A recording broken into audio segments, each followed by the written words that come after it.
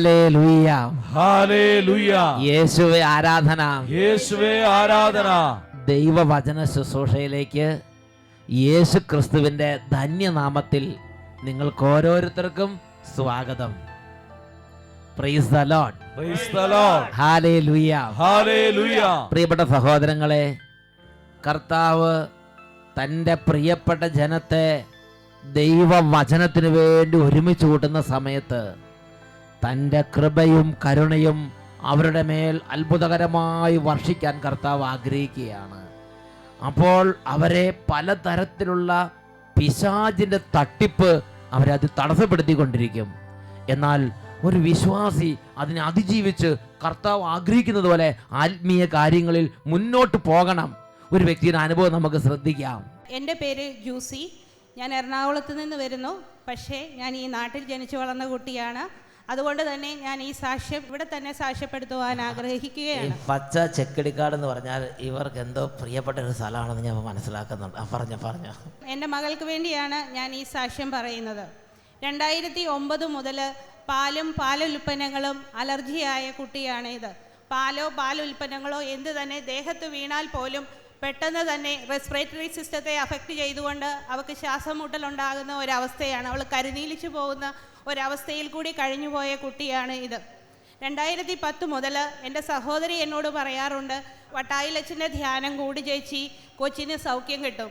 പക്ഷേ ഞാൻ സിംഗപ്പൂരിലായിരുന്നത് കൊണ്ട് എനിക്ക് ഈ ധ്യാനം കൂടുവാൻ സാധിച്ചിരുന്നില്ല. 2015 മറൈൻ ഡ്രൈവിലെ ധ്യാനത്തിൽ ഞാൻ പോകുകയുണ്ടായി. മക്കളോട് ഞാൻ ആദ്യത്തെ ദിവസത്തെ ധ്യാനത്തിലുണ്ടായ കാര്യങ്ങൾ വന്ന് പറയുകയും കുട്ടികളിൽ ഒത്തിരി വിശ്വാസം ഉണ്ടാകുകയും ചെയ്തു. ഇതൊരു പ്രധാനപ്പെട്ട സംഭവമാണ്. നമ്മളിങ്ങനെ കൂടിയിട്ട് വീട്ടിൽ പോയിരുന്ന പോരാ, വീട്ടിൽ ചെന്ന് പിള്ളേരെല്ലാം വിളിച്ചു കൂട്ടി ഈ കാര്യങ്ങളെല്ലാം പറഞ്ഞ് കേൾപ്പിച്ച് അവരുടെ ഉള്ളിൽ ഒരു ദാഹം, ഒരു ആഗ്രഹം ആത്മീയ കാര്യങ്ങൾക്ക് വേണ്ടി ജനിപ്പിക്കണം. ഈ ചേച്ചിക്ക് പരിശുദ്ധാത്മാവ് ഒരു കൃപ കൊടുത്തു. വീട്ടിൽ ചെന്ന് എല്ലാം വർണ്ണിച്ച് പറഞ്ഞു. അപ്പോൾ പിള്ളേർക്ക് എനിക്കും പോകണം. എന്നിട്ട് പിറ്റേ ദിവസം ഞാൻ ധ്യാനം കഴിഞ്ഞ് വീട്ടിലെത്തുമ്പോൾ മോൾ എന്നോട് ചോദിക്കുന്നത്, അമ്മ എൻ്റെ പേര് വിളിച്ചു പറഞ്ഞോ, എനിക്ക് സൗഖ്യം കിട്ടിയോ എന്നാണ്. പിറ്റേ ദിവസം ഞങ്ങൾ ചെന്നു, അച്ഛനില്ല. ഞായറാഴ്ച അച്ഛൻ വന്നിരുന്നു. ആ തിക്കിലും തിരക്കിലും ഞാൻ ഈ പിള്ളേരുമായിട്ട് അവിടെ തന്നെ നിന്നു. അച്ഛൻ കൈവച്ച് പ്രാർത്ഥിക്കാൻ വന്നപ്പോൾ ഞാൻ അച്ഛനോട് പറഞ്ഞു, മോക്ക് ഇതേപോലെ അലർജി ഉണ്ട് എന്ന്. അപ്പോൾ അച്ഛൻ പറയുന്നത് ഞാൻ കേട്ടത് ഇങ്ങനെയാണ്, ഈശോ രക്ഷിക്കട്ടെ എന്ന്. പക്ഷേ കൊച്ചു കേട്ടത് ഈശോ രക്ഷിച്ചിരിക്കുന്നു എന്നാണ്. അതാണ് പരിശുദ്ധാത്മാവിന്റെ പ്രവർത്തനം. ആവശ്യമുള്ളത് കേൾപ്പിക്കുള്ളൂ.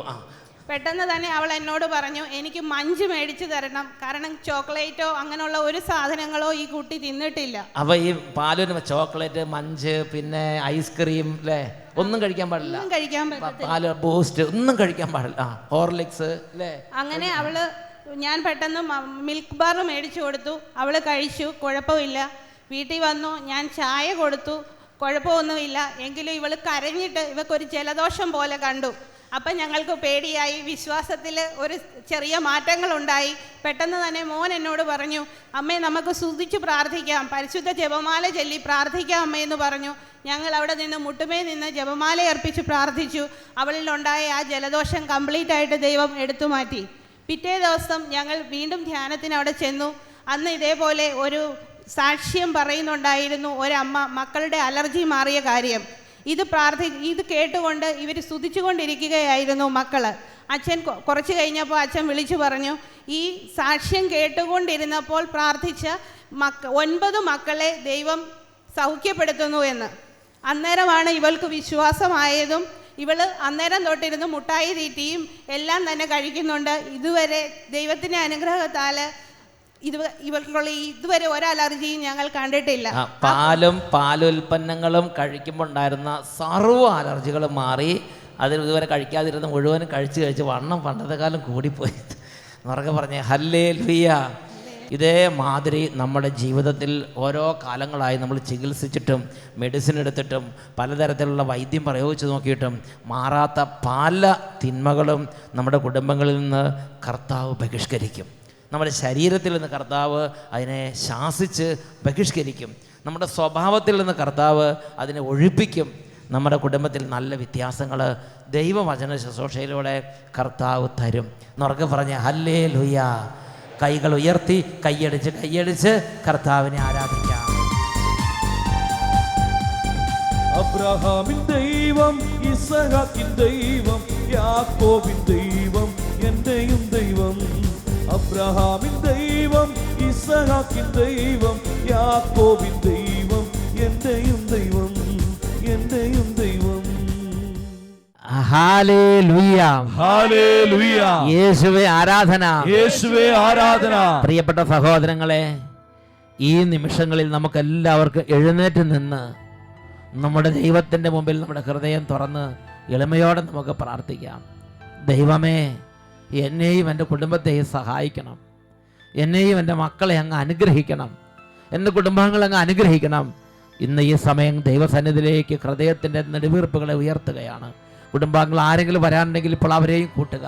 മക്കളെ, ലക്ഷക്കണക്കിന് ആളുകൾ ലോകത്തിൻ്റെ നാനാ പ്രദേശങ്ങളിലിരുന്ന് യേശുക്രിസ്തുവിനെ വിളിച്ച് ആരാധിക്കുന്ന സമയമാണ്. ഇതൊരു അത്ഭുതത്തിൻ്റെ സമയമാണ്. കാലങ്ങളല്ല കെട്ടുകൾ അഴിയുകയാണ്, അന്ധകാരങ്ങൾ മാറുകയാണ്.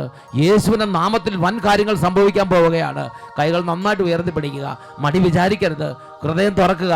എത്ര ഉറക്കെ യേശുവിനെ നാമം വിളിച്ച് ആരാധിക്കാമോ, എത്ര ഉറക്കെ യേശുവിനെ സ്തുതിക്കാമോ, അത്ര ഉറക്കെ സ്തുതിക്കട്ടെ. Hallelujah, hallelujah. യേശുവേ, യേശുവേ, യേശുവേ, യേശുവേ, യേശുവേ, യേശുവേ, യേശുവേ, ഞങ്ങളങ്ങേ ആരാധിക്കുന്നു, ഞങ്ങളങ്ങേ ആരാധിക്കുന്നു. യേശുവിന്റെ ആത്മാവേ, ഇപ്പോൾ നിറയണമേ, ഇപ്പോൾ കൃപയായി മാറണമേ. ക്ഷീണങ്ങളിലേക്ക് വരണമേ, തകർച്ചകളിലേക്ക് വരണമേ, കണ്ണുനീരിലേക്ക് വരണമേ, ദുഃഖങ്ങളിലേക്ക് വരണമേ. കൈകൾ ഉയർത്തി യേശുവിന്റെ ആത്മാവേ, യേശുവിന്റെ ആത്മാവേ, ഇപ്പോൾ വ്യാപരിക്കണമേ. Holy fire, fire. യേശുവിന്റെ ആത്മാവേ, ഇപ്പോൾ നിറയണമേ. പരിശുദ്ധാത്മാവേ, അരുവിയേ, യേശുവിന്റെ ആത്മാവേ, ഈ കുടുംബങ്ങളിലേക്ക് വ്യാപരിക്കണമേ. പരിശുദ്ധാത്മാവേ, സ്വർഗീയ ശക്തിയാൽ നിറയ്ക്കൂ. ഇപ്പോൾ വരദാന ഫലങ്ങൾ നൽകൂ. പരിശുദ്ധാത്മാവേ, സ്വർഗീയ ശക്തിയാൽ നിറയ്ക്കൂ. പരിശുദ്ധാത്മാവേ, വരദാന ഫലങ്ങൾ നൽകൂ. പരിശുദ്ധാത്മാവേ, വരദാന ഫലങ്ങൾ ഇടപെടണമേ, ഇടപെടണമേ. ഓരോ ഹൃദയങ്ങളെ നിറയ്ക്കണമേ. ഉന്നത കൃപകൾ നിറയട്ടെ, പ്രാർത്ഥനാ ചൈതന്യം നിറയട്ടെ, വരദാനങ്ങൾ നിറയട്ടെ, അരൂപി നിറയട്ടെ, പ്രാർത്ഥനാ ചൈതന്യം നിറയട്ടെ, ക്ഷമ നിറയട്ടെ, സ്നേഹം നിറയട്ടെ, സമാധാനം നിറയട്ടെ, സന്തോഷം നിറയട്ടെ, ഉണർവ് നിറയട്ടെ, കൃപ നിറയട്ടെ. Hallelujah, hallelujah, hallelujah. യേശുവേ ആരാധന, ആരാധന, ആരാധന. യേശുവേ, ഇപ്പോൾ അങ്ങയുടെ അഭിഷേകം കൊണ്ട് പൂരിതമാക്കണമേ. കുട്ടികളെ അങ്ങ് അനുഗ്രഹിക്കുന്ന കർത്താവേ, ബാലികാ ബാലന്മാരെ അനുഗ്രഹിക്കുന്ന കർത്താവേ, യുവതിവാക്കന്മാരെ അനുഗ്രഹിക്കുന്ന കർത്താവേ, ഓരോ മക്കളെ അനുഗ്രഹിക്കുന്ന കർത്താവേ, തകർന്നിരിക്കുന്നവരെ അനുഗ്രഹിക്കുന്ന കർത്താവേ, കടബാധ്യതയുള്ളവരുടെ ജീവിതങ്ങളിലേക്ക് വരണമേ കർത്താവേ. രണ്ട് കരങ്ങൾ ഉയർത്തി യേശുവിന്റെ ആത്മാവേ എന്നിൽ നിറയണമേ. ദാഹിച്ച് പ്രാർത്ഥിക്കുന്നു, കരങ്ങൾ ഉയർത്തി ഉറക്കെ വിളിക്കുന്നു, യേശുവിന്റെ ആത്മാവേ, യേശുവിന്റെ ആത്മാവേ, അത്ഭുത ശക്തിയേ, പരിശുദ്ധാത്മാവേ, ഇപ്പോൾ നിറയണമേ. യേശുവിന്റെ ആത്മാവേ, പരിശുദ്ധാത്മാവേ, അരുവിയേ, യേശുവിന്റെ ആത്മാവേ, പരിശുദ്ധാത്മാവേ, സ്വർഗീയ ശക്തിയാൽ നിറയ്ക്കണമേ പരിശുദ്ധാത്മാവേ. വരദാന ഫലങ്ങൾ ഓരോ മക്കളെ നിറയ്ക്കണമേ പരിശുദ്ധാത്മാവേ. സ്വർഗീയ ശക്തിയാൽ നിറയ്ക്കൂ. ക്ഷമ നഷ്ടപ്പെട്ട ഹൃദയങ്ങൾക്ക് ക്ഷമ നൽകണമേ. ഫലങ്ങൾ നൽകൂ. സ്നേഹം നഷ്ടപ്പെട്ട ഹൃദയ സ്നേഹം നൽകണമേ. ശക്തിയാൽ നിറയ്ക്കൂ. അഭിഷേകം നഷ്ടപ്പെട്ട ഹൃദയങ്ങൾക്ക് അഭിഷേകം നൽകണമേ. ഫലങ്ങൾ നൽകൂ. ഹല്ലേലൂയ, വരദാന ഹല്ലേലൂയ. ഫലങ്ങൾ നൽകൂ. ആരാധന, ആരാധന. ഫലങ്ങൾ നൽകൂ.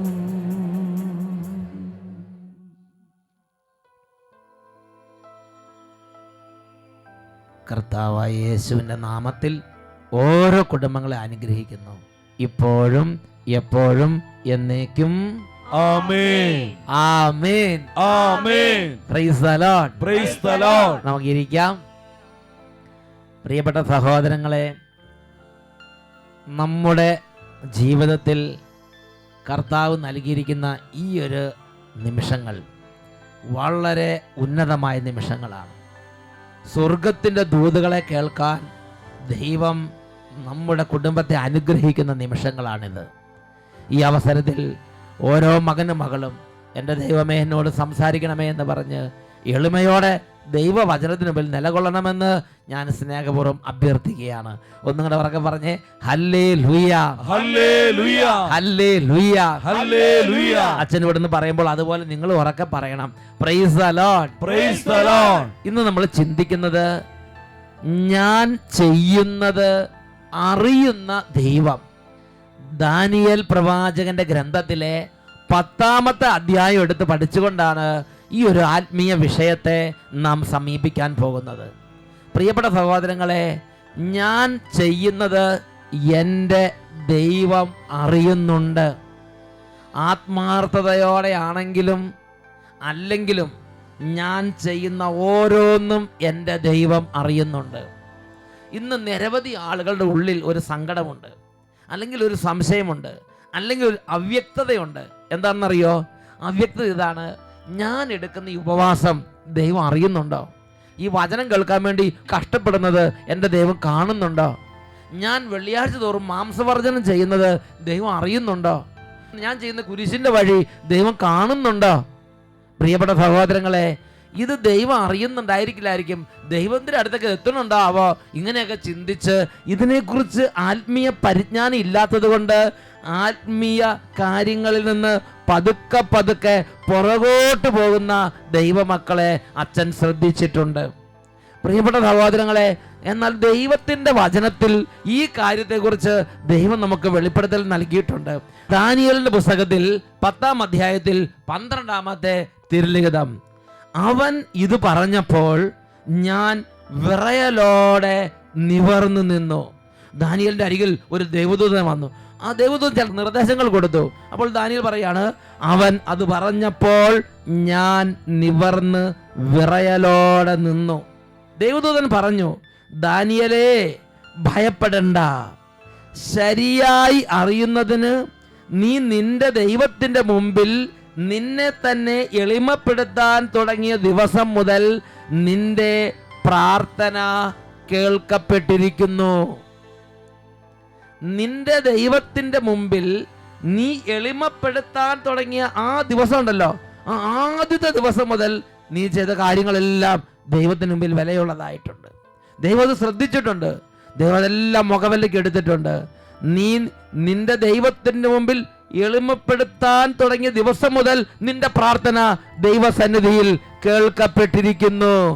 എന്നിട്ട് വീണ്ടും പറയുകയാണ്, നിന്റെ പ്രാർത്ഥന നിമിത്തമാണ് ഞാൻ ഇപ്പോൾ വന്നിരിക്കുന്നത്.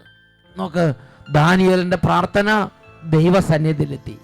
ദാനിയേൽ തന്നെ തന്നെ എളിമപ്പെടുത്തിയത് ദൈവസന്നിധിയിലെത്തി. ദൈവം അതിന് വിലയിട്ടു. സർവശക്തനായ ദൈവത്തിനും അതിന് വിലയുണ്ടായി. ദൈവം ശ്രദ്ധിച്ചു. നടപടികൾ ഉണ്ടാവുകയാണ്. ഇതാ, നീ എളിമപ്പെടുത്താൻ തുടങ്ങിയ ദിവസം മുതൽ നിന്റെ പ്രാർത്ഥന കേൾക്കപ്പെട്ടിരിക്കുന്നു. എന്നൊക്കെ പറഞ്ഞ ഹല്ലേലൂയ, ഹല്ലേലൂയ. പ്രിയപ്പെട്ട സഹോദരങ്ങളെ, നമ്മളെ തന്നെ എളിമപ്പെടുത്തുന്നത്, നമ്മളെ തന്നെ താഴ്ത്തുന്നത് ഓരോന്നും ദൈവം ശ്രദ്ധിക്കുന്നുണ്ട്. അത് ദൈവ സന്നിധിയിൽ എത്തുന്നുണ്ട്. ദൈവം അത് മുഖവിലേക്ക് എടുക്കുന്നുണ്ട്. ദൈവം അതിനനുസരിച്ച് നമ്മൾ പറയുന്നത് പ്രാർത്ഥിക്കുന്നത് ശ്രദ്ധിക്കുന്നുണ്ട്.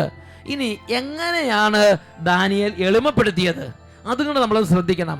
ദാനിയേലിന്റെ പുസ്തകത്തിൽ 10-ാം അധ്യായം 2 മുതലുള്ള വാക്യങ്ങൾ അത് നമുക്ക് വെളിപ്പെടുത്തി തരുന്നുണ്ട്.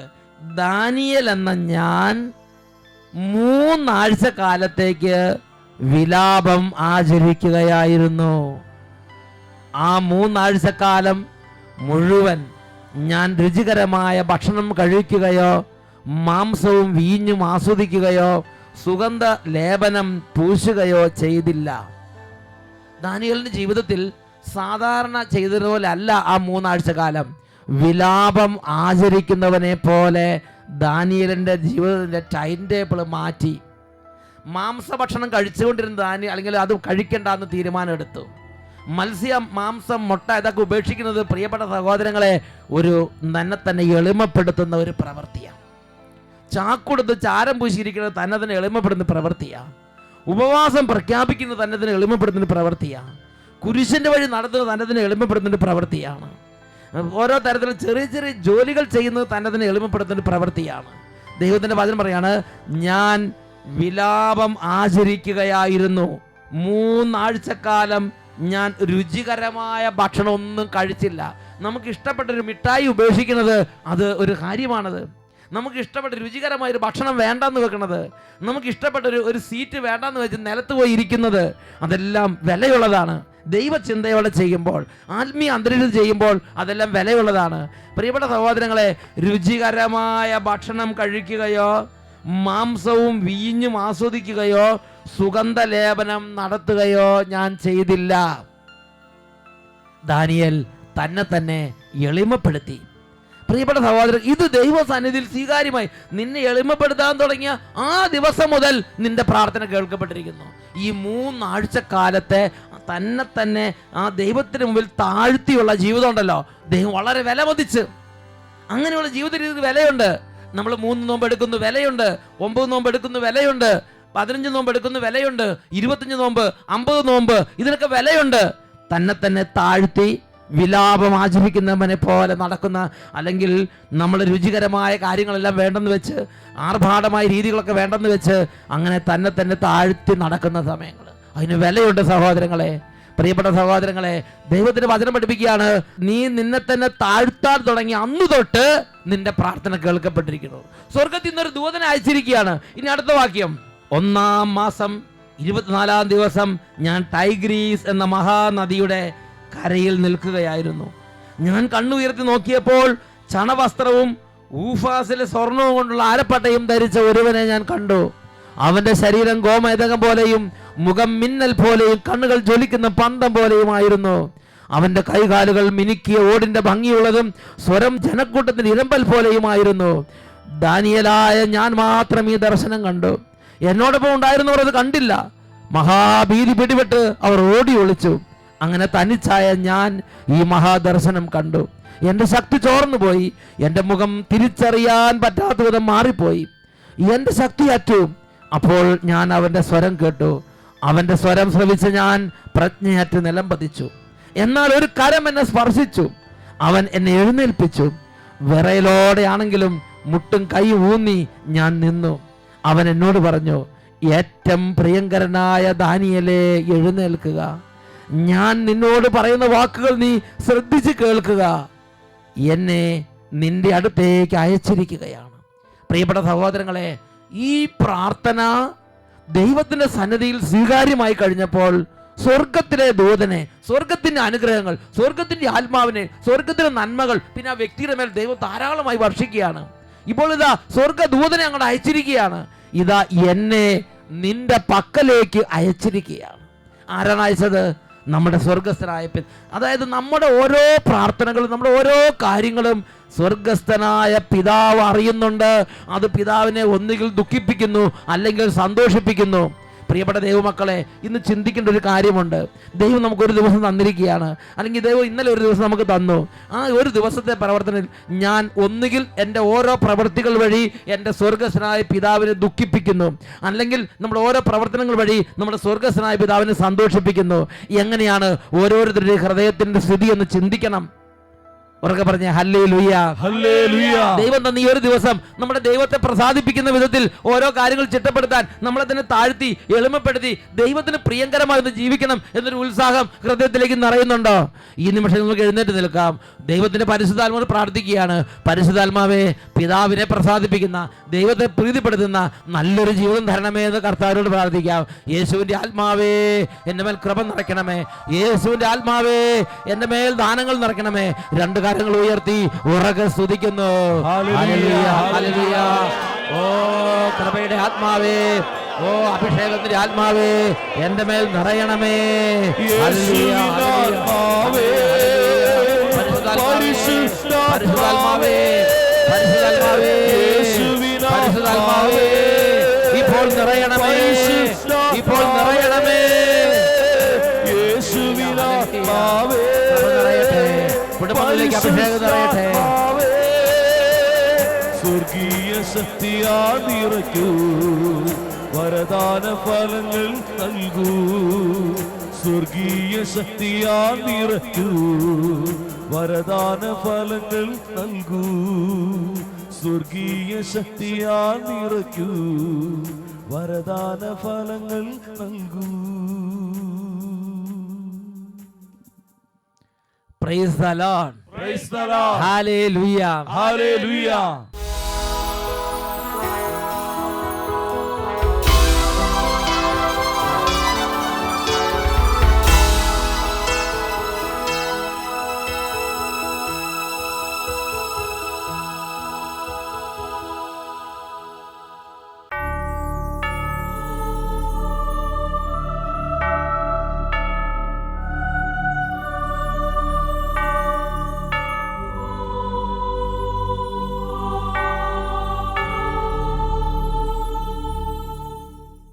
ഹല്ലേലൂയ. Hallelujah. യേശുവേ ആരാധന. യേശുവേ ആരാധന.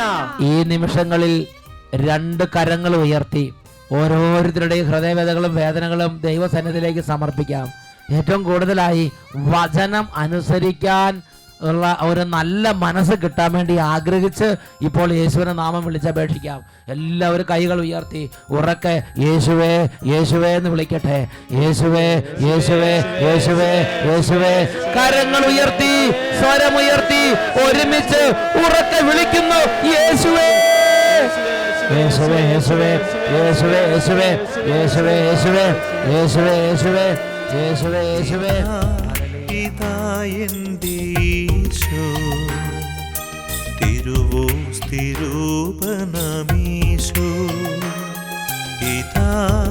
ഇതാ എൻ്റെ ഈശോ,